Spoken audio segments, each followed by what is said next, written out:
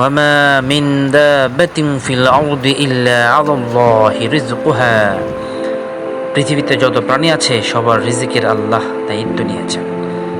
অর্থাৎ পৃথিবীতে যত প্রাণী, জীব জন্তু সবার রিজিকের মালিক, রিজিকের দায়িত্ব একমাত্র আল্লাহর।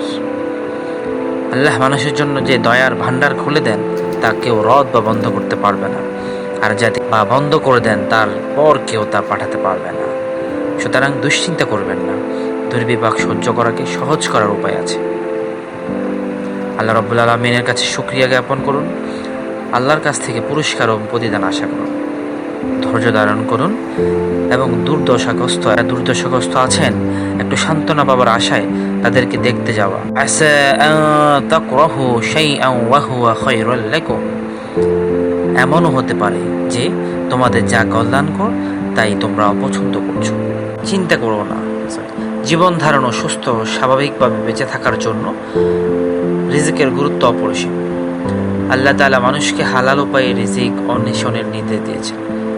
পবিত্র কোরআনে বর্ণিত হয়েছে, অতঃপর যখন জুমার নামাজ শেষ হয়ে যাবে তখন তোমরা পৃথিবীতে ছড়িয়ে পড়ো এবং আল্লাহর অনুগ্রহ তালাশ করো এবং আল্লাহকে বেশি বেশি স্মরণ করো। রিজিক অনুসন্ধানের জন্য মানুষ হাড় ভাঙা পরিশ্রম করে। রিজিক নিয়ে মানুষ অনেক দুশ্চিন্তায় করে। পৃথিবীতে প্রেরিত প্রত্যেকের রিজিক আল্লাহ তাআলার পক্ষ থেকে নির্ধারিত। জনগণ, মানুষ দামি গাড়ি, 10তলা বাড়ি, ব্র্যান্ডের মোবাইল, কম্পিউটার, জামা কাপড় কেনার জন্য অনিয়ম, অসাধু, দুর্নীতি করতে করতে ব্যস্ত। সে মনে রাখবেন, সে অসাধু পথে উপার্জনে সত্যিকার অর্থে কোনো সুখ শান্তি কিছুই নেই। আল্লাহকে স্মরণ করুন, নিশ্চয়ই আল্লাহ তাআলা তিনি রিজিক দাতা এবং মহাশক্তিধর ও পরাক্রমশালী।